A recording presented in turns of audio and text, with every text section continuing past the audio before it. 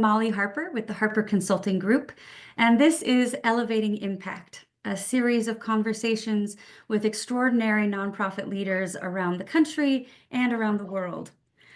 Today, I have Mona Sinha with me with Equality Now, which is a nonprofit organization that has a global reach, fighting for the rights of women and children around the world, utilizing law and the legal field as the primary vehicle for change. Mona, thank you for joining me. Thank you, Molly. It's a pleasure to be with you. Great. Well, for those of us who aren't familiar with the organization, can you just tell us a little bit about what you all do and maybe this kind of scope of your work?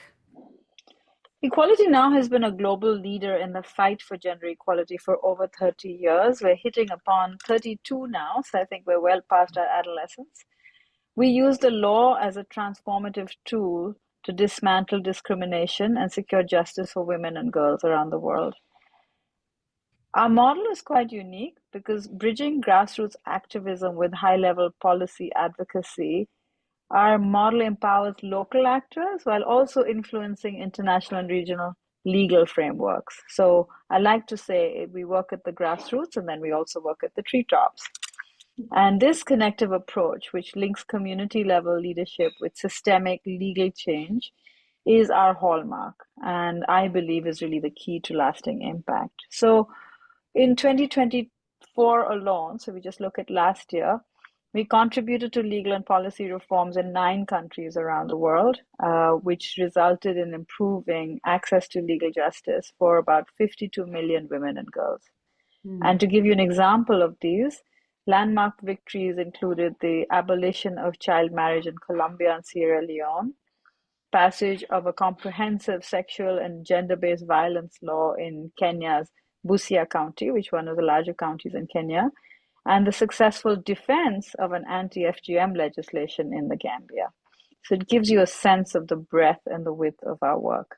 Wow.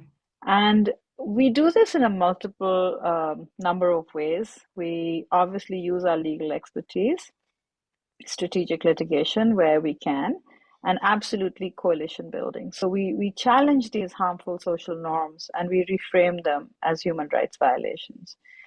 For example, female genital mutilation, child marriage, domestic violence, and just legal inequalities in family and personal status laws. You know, women and girls are discriminated sometimes from the day they're born. We do this with partners. We actually can't do our work without our partners. So we partner with over 3,000 local and regional groups across 52 countries. And we play a leadership role in about 38 different coalitions around the world, Wow. including SOAR, which is a Solidarity for African Women's Rights, which actually helped secure the signing of the Maputo Protocol by South Sudan and Botswana 2 years ago, and the most newly established Hurra coalition in the MENA region, which strengthens legal literacy for women and talks about family law and child marriage.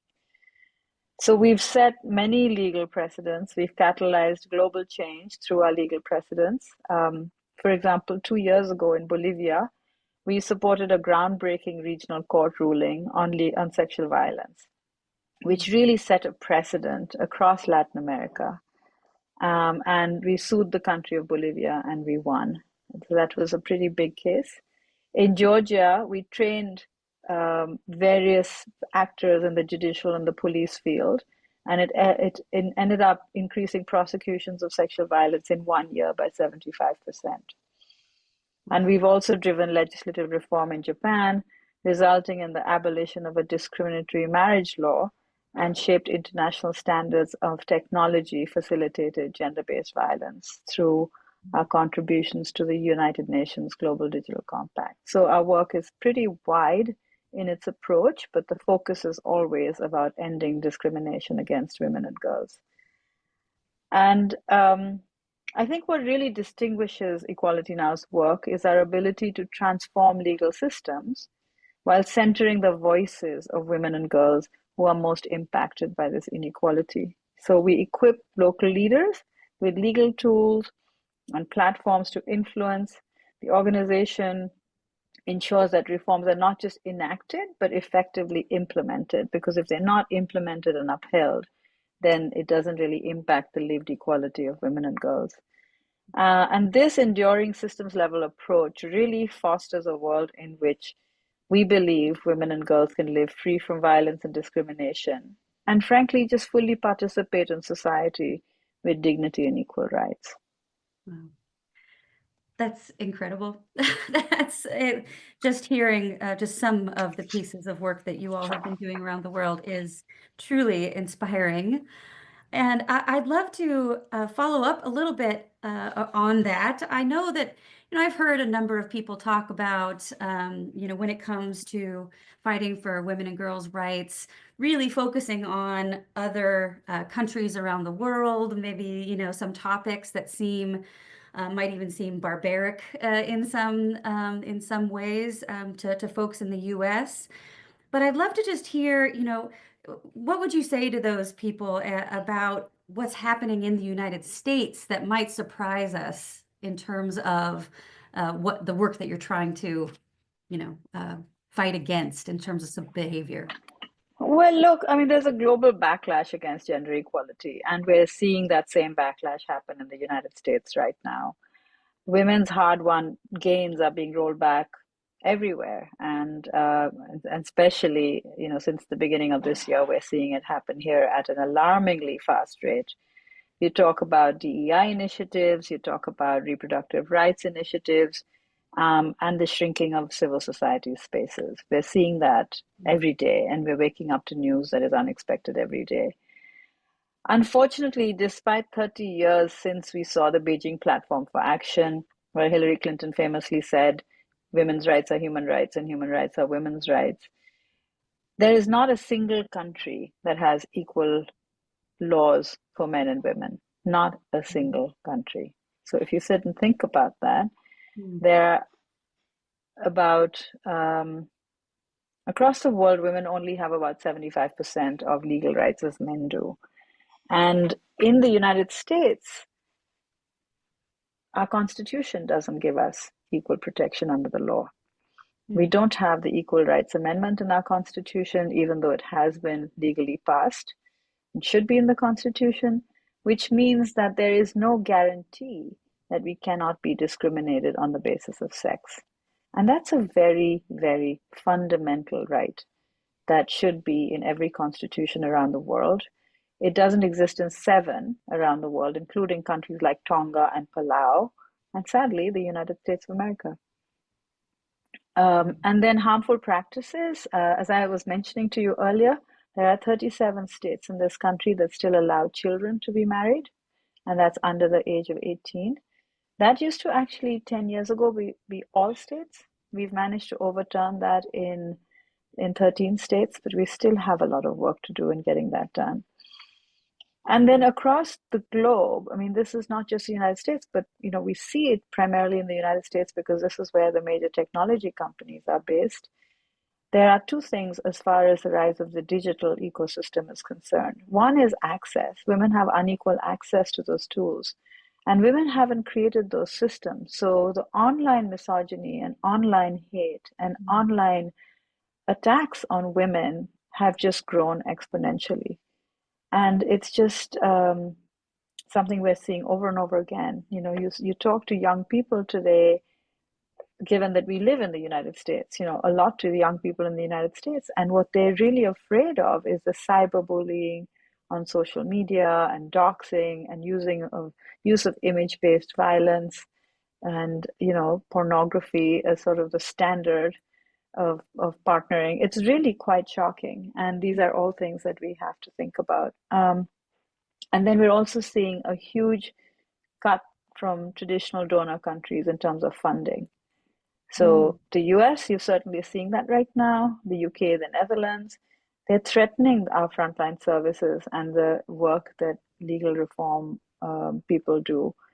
And many partners of ours, frankly, have been forced to shut down programs because of the cutting of programmatic aid through either USAID or the State Department. We're seeing that ripple effect just run through not just the United States, but throughout the whole world.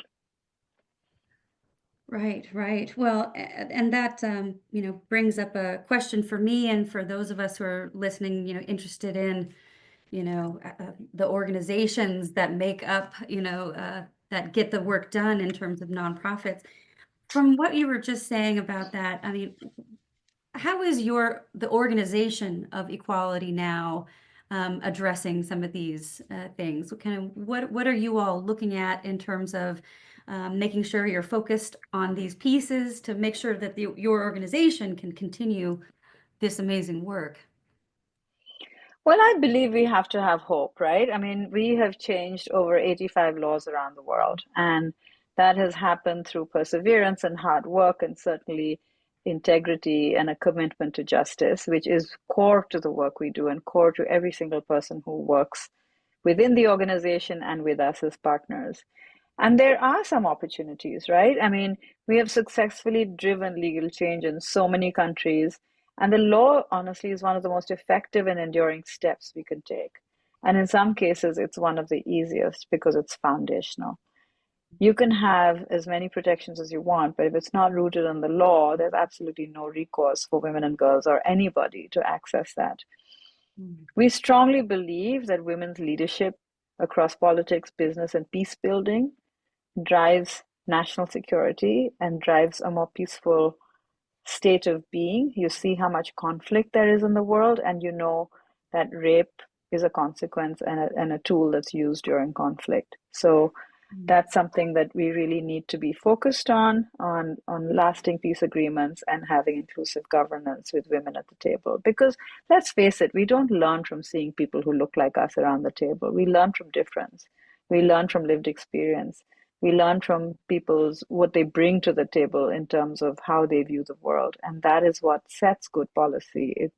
It looks at experiences from across different lives and different, experiences of people.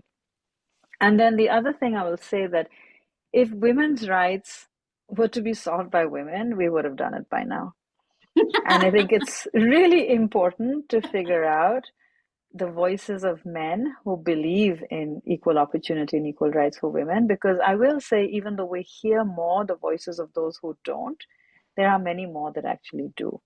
Mm. Men who have been brought up by strong mothers and sisters and have daughters and don't want a future, frankly, that discriminates against women and girls. And so we need to really amplify those voices and hear from those men that stand up and see that it makes sense to not leave more than half the population out of the economy. And frankly, a startling statistic I came across the other day in a McKinsey report that said that if men and women had equal rights, the world's GDP would actually be $28 trillion higher than it is today. So for someone who's just thinking about money and the economy, that's a pretty compelling figure to leave on the table. Right. Um, for our model, I think collaboration is absolutely central. We build intersectional and global coalitions, and we build strategic alliances to drive legal reforms. We work actively, as I said, with regional and local women's rights organizations, leveraging their knowledge of the grassroots and providing legal expertise and the global advocacy reach. So we can share with them what we've learned on a global platform that obviously applies to their laws that are executed on a very local level. And this global local model is especially powerful in pushing for legislative change and elevating survivor centered approaches. We do look at the mechanism of international human rights law because that has proven successful around the world, and that's what we root ourselves in. But again, the execution of it is on a local level.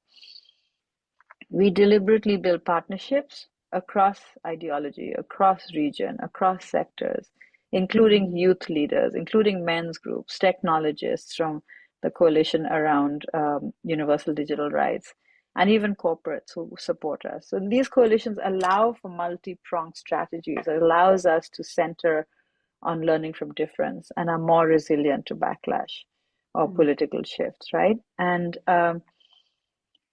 we do joint campaigns or events with our partners to issues like child marriage, to FGM, or the economics of family law, for example. We don't rely very heavily on government funding or shorter term donor circles. And I will tell you that as a funder myself, it's really important in this moment to think about sustainability. Uh, Funders have to think about trust-based philanthropy. When you trust that an organization has institutional knowledge to do what's right and to do what's best for the economy, for women, for participation and access, then you have to make sure that you resource them in a way that reflects that trust. And you're not constantly, this change that we're looking for is not going to be met by a 3-year grant cycle, right? This is a Right. lifelong change that we're looking for. And so the funding landscape is really, really important to make sure that sustainable change is possible. Mm. So I'll tell you a couple of places in which we've collaborated and had success. So last November, Colombia banned child marriage. It was Mm. a 174-year-old law that we managed to dismantle. And we couldn't have done it unless we had worked with local grassroots organizations and many allies, both local and regional and global. And this was announced right after the first global ministerial conference on ending violence against children. So there was quite a bit of pressure put on by all of the global participants. There were 177 countries present there. Right. And it was no surprise a week after they announced it. So that was really a concerted effort to move this. Um, Another example was in the Gambia, where certain lawmakers attempted to roll back anti female genital mutilation legislation. And we worked with local civil society organizations and we presented a united legal and rights based opposition to this. And the coalition used, again, international law commitments, right, that had been agreed upon, and they blocked this repeal bill at the committee stage. Mm. Um, and our alliance on universal digital rights, because as you know, with the digital space growing so rapidly and affording so many opportunities in terms of artificial intelligence and so forth, had no governance structures around it. So we co-founded Audrey, which is the Alliance of Universal Digital Rights, to push for a feminist, rights-based framework on the governance of AI. And this initiative brought together technology experts, legal scholars, activists, to really influence policies around the United Nations Global Digital Compact. And it just made sure that these voices had a seat at the table. Mm. So that's how we work. We work very, very collaboratively. Um, we certainly have to balance cultural sensitivities with global standards, right? So Mm. campaigns like Marry Your Rapist, which actually existed in many parts of the world, we learned that imposing this narrative from the global north of this is just wrong or whatever, that could backfire. Instead, we came in, the local voices led, and the local women said, no, this is not okay. We are not in a happy place if we are told to marry our rapist. And we as international partners amplified it and managed to get that message across. So Wow. many of those laws have now been banned across the world. So collaboration isn't really a tactic for us, it's a core value of our Mm. model. And I think the most effective partnerships, not just with our partners, but with our funders as well, are long-term, intersectional, and anchored in the local spaces, with an emphasis on legal reform, with an emphasis on international human rights mechanisms, with an emphasis on listening to survivors and creating this global accountability. So these alliances need sustained, flexible funding and culturally responsive strategies so that they can be successful.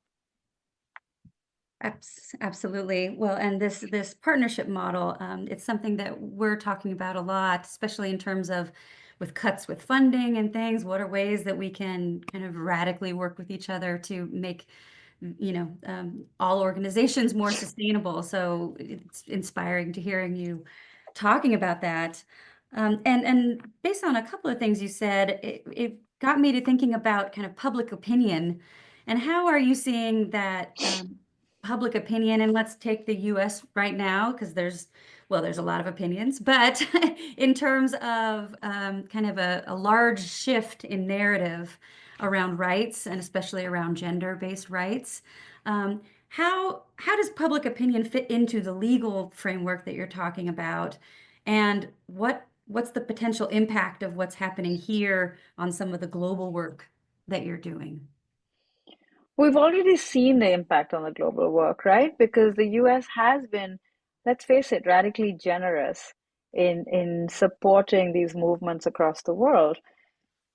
But let's also not be naive. This generosity has come because we need to protect our own um, political status in the world, and we also need to protect our own safety in the world, right? So, um, some of this radical generosity I speak about is to prevent the rise of extremist and terrorist organizations around the world. It's to prevent our own security, our national security. So there's a real danger to dismantling some of that.